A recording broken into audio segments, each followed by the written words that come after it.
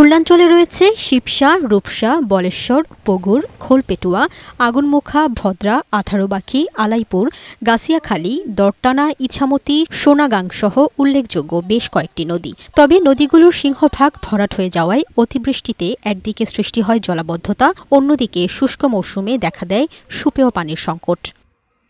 স্থানীয়দের অভিযোগ, প্রভাবশালীদের দখল আর দীর্ঘদিন খনন না হওয়ায় নদীর নাব্যতা হারিয়ে যাচ্ছে। এছাড়া দখলদারদের আধিপত্যে নিজের জায়গা থেকে বঞ্চিত হচ্ছেন জমির মালিকরা। প্রকৃত যে খাস জমি যেগুলো পাওয়ার কথা গরিবদের, তারা কিন্তু পায় না। যারা অবৈধ দখল করছে এদেরকে প্রশাসনকে দেখতে পায় না। নদীগুলো ভরাট হয়ে যাওয়ার ফলে অত্র এলাকার ব্যবসা বাণিজ্য ব্যাপক বিরূপ প্রতিক্রিয়া পড়ছে। এই নদীগুলো অতি দ্রুত খনন করা দরকার এবং দখলমুক্ত করা দরকার। পানি উন্নয়ন বোর্ড বলছে, জোয়ারের সময় সমুদ্র থেকে যে পরিমাণ পলি আসে তার বেশিরভাগ ভাটার সময়ে নদীতেই থেকে যায়। এটি নদীর নাব্যতা হারানোর অন্যতম কারণ। এই এলাকার এই সমস্যাটা কিন্তু দীর্ঘদিনের, একদিনের না। নদীগুলা মরে যাচ্ছে আস্তে আস্তে।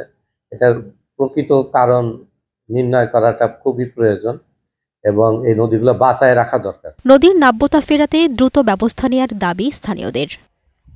লামিয়া আক্তার, বৈশাখী সংবাদ।